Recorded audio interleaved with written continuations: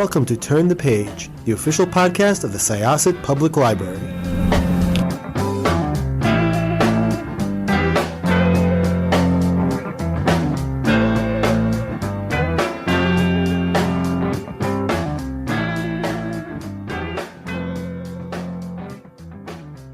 Hello, and welcome to another episode of Turn the Page, the official podcast of Syosset Public Library.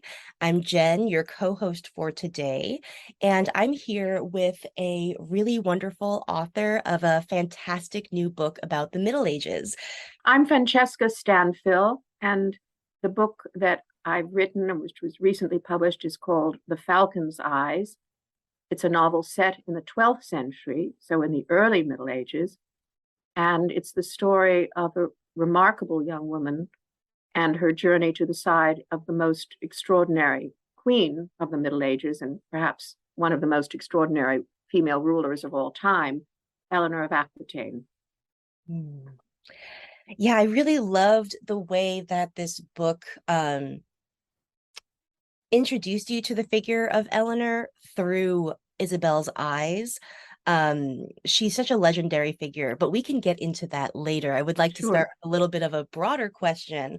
I was wondering if you could tell us a little bit about your writing career and how it led you to this book. I began working as a writer, journalist, reporter 2 weeks after I graduated from college. I had always loved to write ever since I was a child. I kept diaries. I wrote many letters. I loved to read. And I always had the instinct, for example, toward the imaginative world. When I was in high school and early years at college, I wanted to become an actress. I loved Shakespeare. So literature, the imagination, scholarship, all of these things loomed large in my life. But when I graduated from Yale, I had to make a living. It's all very well and good to talk about imagination and scholarship. And I began 2 weeks after graduating as a reporter for Women's Wear Daily. I did a huge range of writing for Women's Wear, which was especially then a wonderful place to work under John Fairchild. And after about 5 years there, covering both fashion, lifestyle, doing a big range of interviews, profiles of many interesting, really brilliant people, I went on to the New York Times Magazine. I wrote for the New York Times Magazine for several years. At the end of my time there, I had an idea for a novel, and I began working on it very early, in the morning before I went to work. I received an advance for the novel, and then I left the Times and began to write it, and that was my first novel, Shadows and Light. But I would say that always in the back of my mind, I had wanted to write an historical novel. When I was at college, I did some long papers which were focused on history of art, but they were extremely novel-esque and imaginative. And I was very lucky to have had a professor, George Hersey, who indulged me in this, who thought it was actually fascinating that I took this approach. I was also studying a lot of medieval history and was very lucky to have had some fantastic professors, Robert Lopez of trade, Giametti in the Byzantine world. So my interest in history in the medieval period was very much honed during my college years. It was also honed by many trips I took with my family to Europe. And unlike my heroine, Isabel, I come from a family, and this is one way when I'm wildly different from her, where there was a huge emphasis on travel, on learning, on broadening your horizons, and on Europe. My mother's family, both of my grandparents on my mother's side were born in southern Italy. So there was always a strong pull to Italy. There was a strong pull to England, where my father had done his graduate work and where I was born in Oxford. So uh, I always wanted to go back to this world of history, art, and the imagination. And I was determined to do it. I think the only person who might have been surprised, no one who knew me well was surprised that I eventually turned to a novel set in the 12th century. Wow, that's really amazing. Particularly the people that you worked with during your coursework, because I mean, Robert Lopez is like a celebrity Yes. in the economic history of the Middle Ages. So I've read so much of his work when I was working on my own degree. Do you feel as though your career in journalism shaped your approach to writing fiction, or vice versa at all? I don't think it shaped my approach. I think it was a good discipline. It was the discipline of going out, assembling facts, impressions, questions, and gathering this all into a story. And then, of course, the delight of having it published. But I think most of all, it was the discipline of being a professional writer. And I would say that certainly fortified me going forward. I think also the details that you assemble when you're writing a story and when you have to project a lot very quickly, that instinct, which I think I already had, but again, I honed it while working as a journalist, that was extremely important. Yeah, I hadn't really thought about the way in which, as a journalist, you have to produce writing to deadline. It would be really helpful for a novel Yes. who is also No, writing to deadline. it's a very good discipline. Yes, very. Because that's one of the hardest parts that I found, when I was writing my dissertation, just creating the daily habit of writing and keeping your head in the world of what you're writing, as it were, is one of the biggest hurdles to overcome when you're undertaking Yes. a huge project. So you've talked a little bit about what drew you to the medieval period, and I was wondering if you could talk a little bit more about that, and perhaps what drew you to the Norman world, because the Normans were such an interesting people, and they Yes. had a very quick rise and a very quick fall. They're very Yes. interesting. And I was wondering if you could talk a little bit about how you arrived there. Well, I was drawn to the medieval period. I think I'm drawn to periods where there are strong hierarchies, because that also produces tension, drama, and the pushing against rules, which is always for a story, grist for the mill.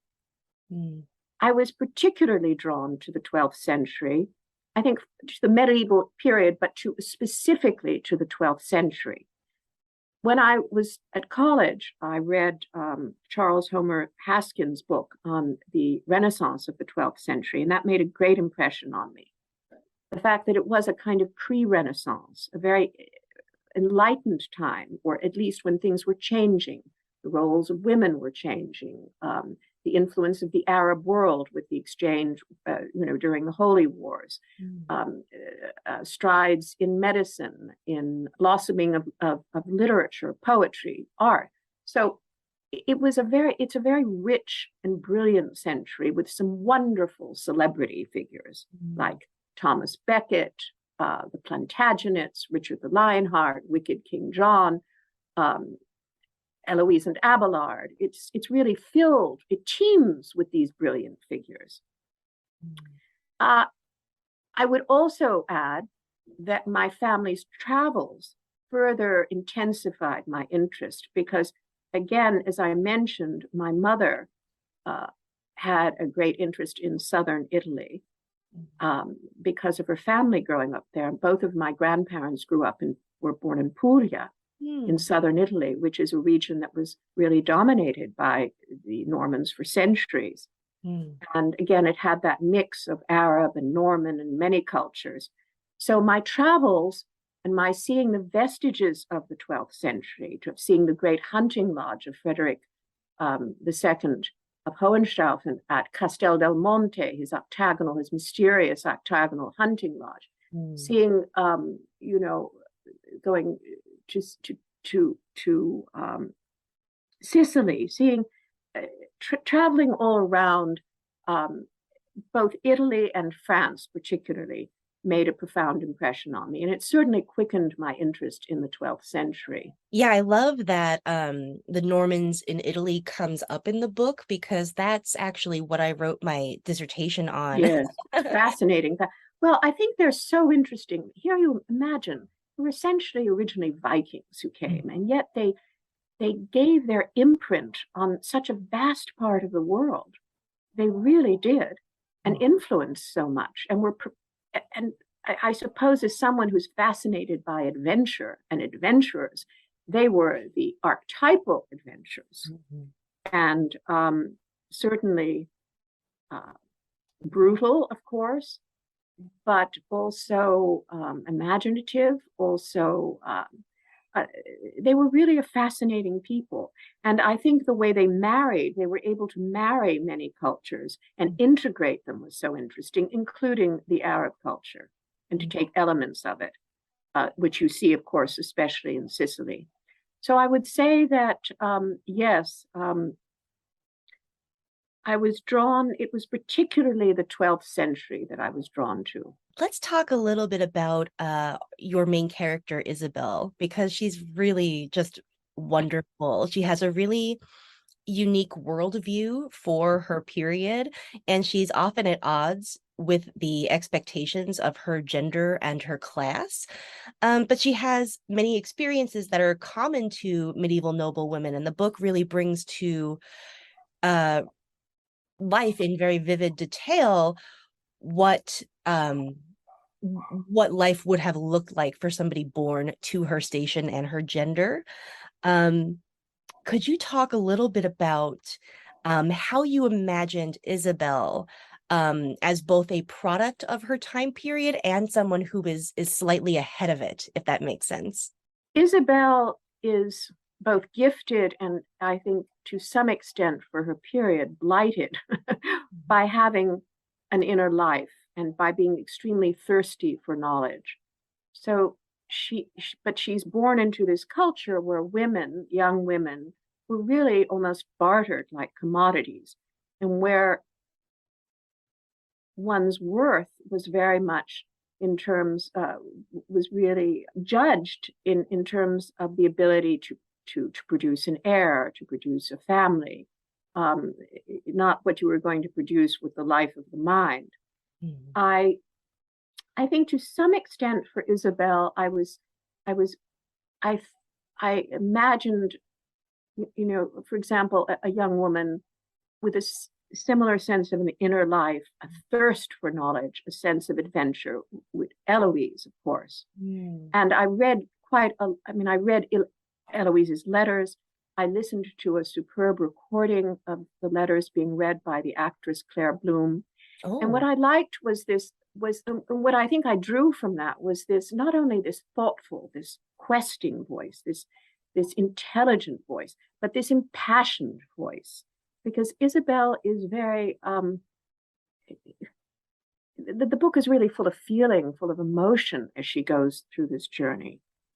She's trying so much to at the beginning to please everyone, and as so many women do, particularly then, and feeling all the pressures to produce an heir, which her husband is so intent upon, and which she wants too. She's also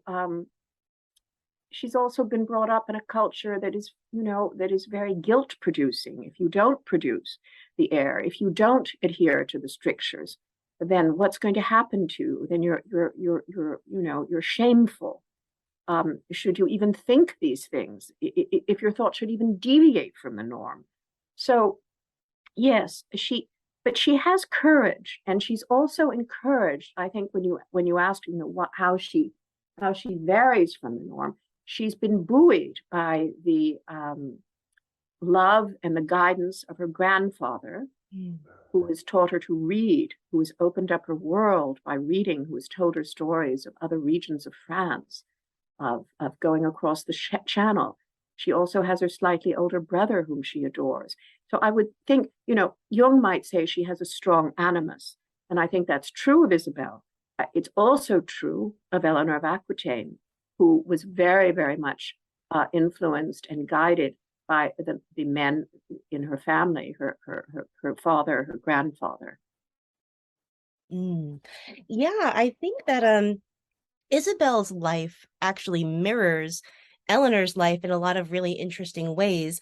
And that's commented on in the book, actually. It's hard for me to know what details to reveal and which ones to keep secret, because I really am mindful of people encountering Isabel's journey, as unknowing as I Right. did.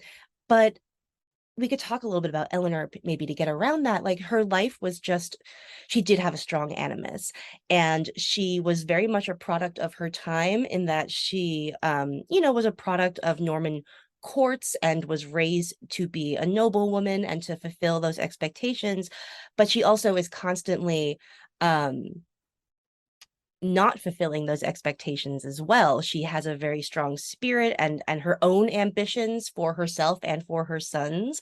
And that was, I think, really unusual for a woman in that time period, at least to be acting on them, Yes, unusual in that time period. Though I think one interesting fact about the 12th century is, I think, that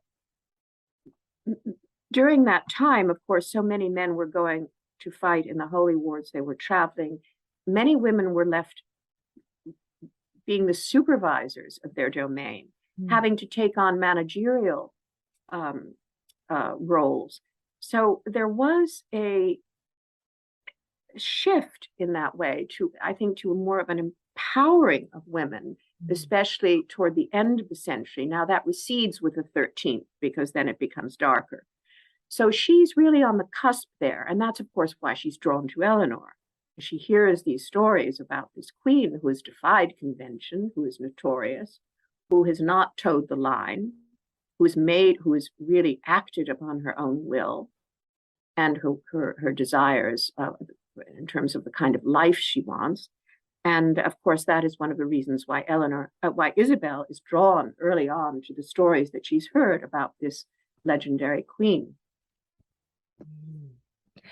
Yeah, I really like that the book represents pretty much the gamut of views of Eleanor in the time period, because Isabel is enamored of her and really respects her and admires her, but her family doesn't. Because, No. For a woman who acted out of her own desires and ambitions, as you might expect, there was a lot of propaganda written and disseminated in order to shape the public perception of her and to sort of try to put her in her place. And Isabel's family have really bought into a lot of the more negative stories about Eleanor. But I think it's really meaningful that, those propagandistic views would have been the views of men, because men did most of the writing and creating texts and things like that. But we don't know what women would have thought in their inner lives, and I think Isabel gives a really interesting perspective into how a woman's individual worldview might conflict with what was expected of her. Yes. Well, I was determined to show Eleanor from all points of view. And that's why I originally toyed with the idea of telling when I was, sort of thrashing around and trying to figure out how I was going to tell this story. First of all, what was the story and how I was going to tell it. But I did have this burning desire to tell it. It was almost as if I had to do it, and I couldn't really live until I'd told it. So, but I quickly discarded the idea of writing it from Eleanor's point of view, because I wanted to see Eleanor shot from all angles. I wanted to see her from the point of view of those who revered her and from the point of view of those who reviled her. And to me, this was one of the most interesting things about her, that she really marched through the whole century. Remember, she lived until she was 82. That made her something of a freak of nature. And she had this enormously productive life from the time she was an impulsive young heiress to the time she was an old woman helping guide the reigns of her sons, Richard the Lionheart and John of England.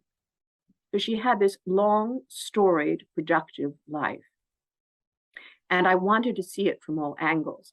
And of course, you do have in the 12th century a sort of chattering media class of all of the chroniclers, some who are pro-Eleanor, some who are anti-Eleanor, and different factions you have after she rebels against her second husband, Henry II. There are some of the chroniclers who are hell-bent on destroying her, others who respect her for it. So to me, this was one of the most interesting aspects of her life and of her reputation during her own time. And so that's why I chose the point of view of a young woman who knew her as the voice of the story. And that's why also Eleanor does not appear until midway in the book, but in the beginning of the first part, she hovers over the book, the way, for example, Rebecca hovers over the Daphne du Maurier novel. We hear about her. Some people hate her, some people admire her, and then finally we meet her. That's such a good comparison to make, because she absolutely does function in a similar way. And I think it also, the fact that she looms so large over the text without appearing in it for large stretches of time, in a way, to me, sort of accurately portrays the way that actual monarchs would have functioned in the lives of people, because they would have been these huge figures, but you didn't see them in your everyday life going to the market or walking between towns. You probably only saw a not terribly accurate portrait on a coin or something, Yes. So they had these huge presences while largely kind of being invisible in the lives of the people that they rule. Yes, and their reputations were spread by stories, the power of stories to spread. Someone had seen her, someone had glimpsed her when she paraded with her court into town. Someone had heard rumors, and all of this, although of course, by our standards, I mean, you can imagine how slow, and yet somehow news does get around. Somehow the reputation does spread. I mean, when I think, for example, of the murder of Becket in 1170, on December 29th, 1170, and how quickly the news of that murder really spread when you consider the means of, messaging and transport and so forth. So yes, people had heard, and as is true today, she was one of the great celebrities of her time, and there was intense interest in her. Absolutely. I'd like to talk a little bit about the way that the depiction of Isabel is shaped by her gender and other things, because the book is really attentive to how medieval constructions of gender would have shaped her life, but also class and ethnicity. And a lot of this happens, I think, through her encounters with other characters. So, like, for instance, her servant while she's married, who is also, functionally her best friend and like a sort of adoptive sister to her, is of a lower class than her. And Isabel's interactions with her often spur her to reflect on her own privilege and her friend's lack of it. So I think it's really interesting the way that you sort of, even though your main character is a noblewoman, you are able to speak to the experiences of less privileged women as well. Yes, well, there is Isabel's friendship with the servant girl Eglantine early in the book, and the growing friendship, of course, provides one of the first sources of tension in Isabel's marriage to an extremely powerful, newly rich lord who has made a great deal of money in trade. But her husband, Gerard, he has a view that one's station in life is unchangeable. It is immutable. You cannot move, if you are a servant, from one station to the other. And he does not like the fact that he considers Eglantine not just a servant, but a friend. And that's true of other of the servants, of the other servants in the household. Mhm. So this whole idea that, once you're born into a place, you stay in that place. That is one of the great conflicts early on. Of course, there are many conflicts between Isabel and her husband, but that's one of the early ones. And of course, Isabel is sensitive. She sees this sort of wounded part of Eglantine. She sees Eglantine, she senses, because she's very intuitive, Eglantine's innate intelligence. And she cannot help but wonder, with her imagination and her sensitivity, what would have happened if she had been born in Eglantine's place and Eglantine in hers. Yeah, that was very interesting to me. And, I was reflecting as I was reading about Gerard, because he is, as you say, so heavily invested in a strict hierarchy. And part of me almost wondered if that was a sort of, in as much as Isabel is ahead of her time, it speaks to how behind his time Gerard is in a way, because like in the 12th century, a lot of that hierarchy was starting to break down. Like there was still obviously a very Right. social hierarchy, but you had cities arising and a new sort of like middle artisanal merchant class, Yes. so we're talking about a period in which perhaps some noblemen who had lived lives of privilege as their fathers and grandfathers did, now sort of clinging to that hierarchy a little defensively because they see it breaking down around them. I think that's very perceptive, Jen. I think that's a great point. I also think that part of this, of course, is due to Gerard's own insecurities. Mm-hmm. He is newly really arrived in his wealth and position. And I think sometimes people who are essentially arrivistes, are more concerned about it than people who have enjoyed the privileges for a long time. I mean, I'm not saying that categorically, but I do think it's an element of his personality that he feels threatened by this. Also, it speaks, of course, to the larger issue in the book, which is huge, the issue of control. The controlling of his wife, the controlling of her mind, the uneasiness he feels when he senses that she has thoughts and imaginative conjurings that he may not be able to understand or plumb. Mm-hmm. And the issue of control, whether it's the control of the husband over the wife, the falconer over the falcon, of Isabel's sense of control or not over her own body, posthumous control, that's another big issue in the book with Eleanor, control of one's reputation after death, the legacy of one's family. So part of this, servant station issue does have to do with control. Of course, there is also in the book a big upstairs, downstairs, element as well in the story with the servants, the noblemen, and all these different strata of society. Absolutely. And some of those class divisions also intersect with ethnic divisions in very interesting ways. I was really taken with the character Gallian, who is a Saxon boy who at first works for Gerard and then, like Isabel, has a journey that takes him pretty far. But it's a really good reminder that the Normans were, a colonial people who took over France and England, as you said, large portions of Italy and the Holy Land.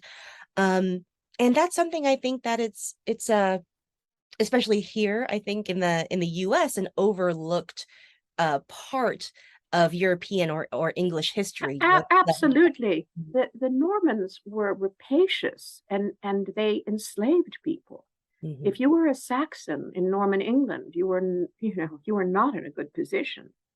And we forget that. It wasn't only that William the Conqueror went over the Channel and established his rule of law and so forth. It was a whole imprint of a way of life and status and everything that came with it that was rigorously controlled. And again, like Eglantine, Galen is a young man who loves falcons, who dreams of becoming a falconer. He has larger ambitions. Mm-hmm.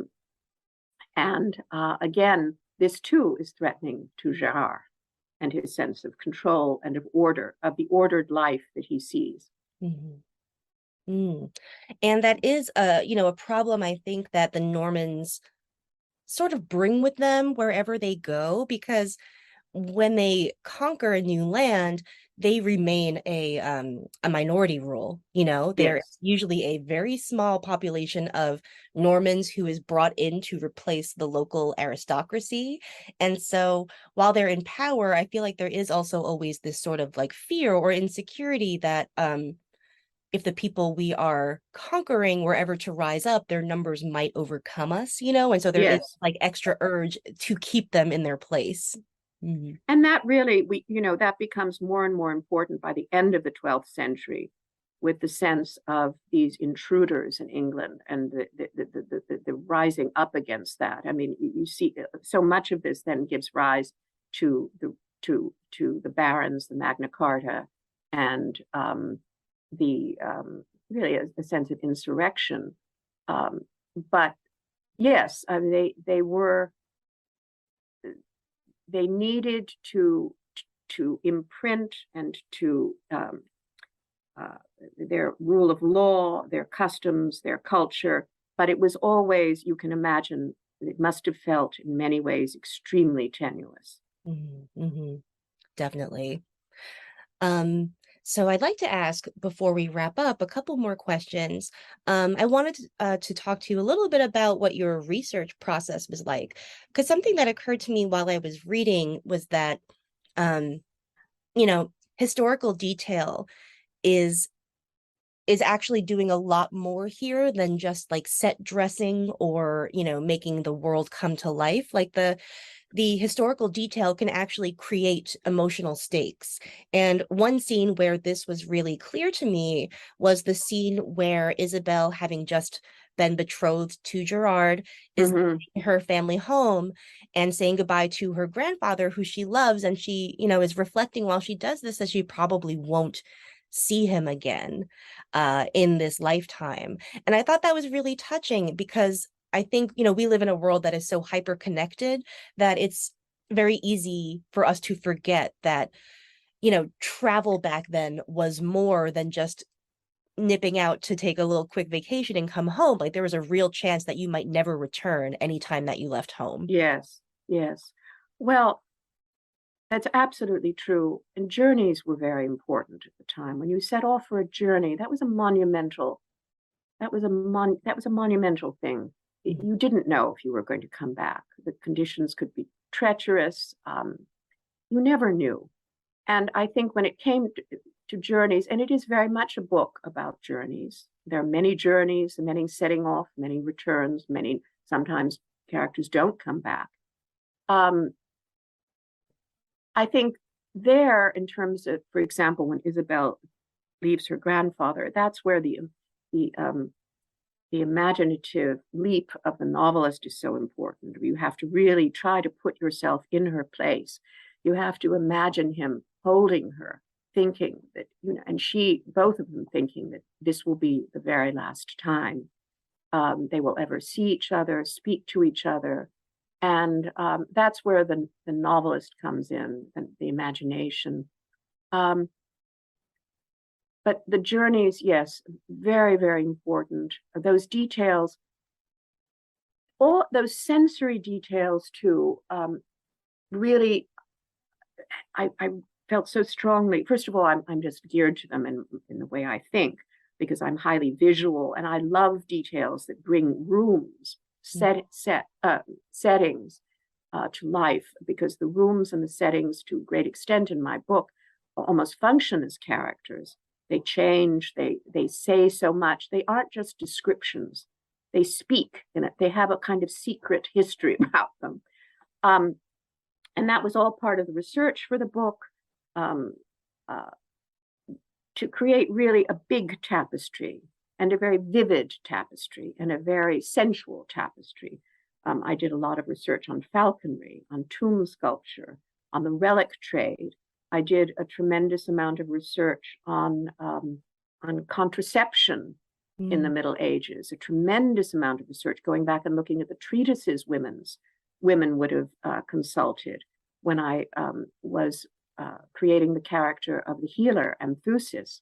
So all of these details, they create the world, and they also trigger the imagination. So they're very, very important. Yeah, I totally agree. And it's, I think that it really speaks to the way that even writing history requires more imagination than perhaps we think, because if you are consulting medieval texts, let's just say, you can't just really take them at word value, because every writer has an agenda and is trying to get a point across. Yes. And you really need to sort of think about the lived experience. And all the best professors that I had when I was studying the Middle Ages would often encourage us to stop and to have these little sensory experiences. There was one professor who told me, think about being at mass and smelling the incense, Yes. seeing the light coming through the stained glass, and I think that it's really interesting, I think, where historical research ends and where imagination begins.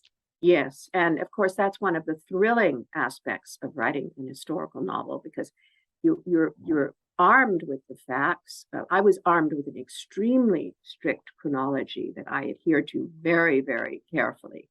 So in terms of dates, I went back from, the book begins with Eleanor's death on April 1st, 1204, and I went back in time from then. But I had an extremely detailed chronology of her life, and I stuck to that.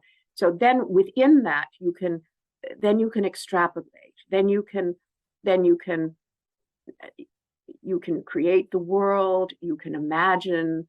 You can also use lacunae and make connections that an historian doesn't have the liberty of perhaps of doing. I mean, I thought it was very interesting, that Eleanor, for example, had two.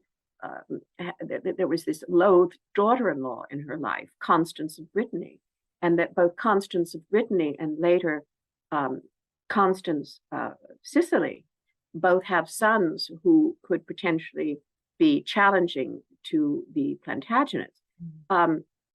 The two brothers in their treasure hunts, Richard the Lion-Hearted in Chalus, and then John of England in the north of England in Corbridge. What links them both, of course, is their huge need of money all the time and raising funds. So these are you have to be very grounded in the facts, in the chronology, and then you just have to sort of take flight from there and use your imagination. And I think to a great extent, it's intuitive. You feel when it could be right or not. That's certainly true in my case. And it's certainly the great joy of writing historical fiction is having that latitude, which an actual historian would not have. The imaginative leaps that you can take. Oh, absolutely. Yes. And I'm thinking that, when I was writing a dissertation, everything that you say or posit has to be so couched in, things that soften your statements, such as well, historians believe this, and chroniclers said this, and it's for me, it's very appealing that in fiction you get to, while sticking to the facts and, working with all your research, you get to just make some declarative statements, regardless of what the historians or the chroniclers say. And you get to do all of that in the context and with the rhythm and the sort of pulsing rhythm of a story. And in this case, Falcon's Eyes has a lot of suspense, a lot of twists and turns. It has a kind of a cliffhanger of an ending. So all of that enlivens it and sort of brings it together in this, as I said, in this big, big tapestry.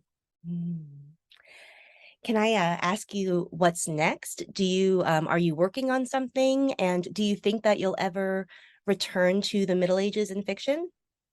I am working on a novel that's set in another very rich and fascinating period, the end of the 19th century, and with an really different kind of narrator, very, very different, could not be more different in personality than Isabel.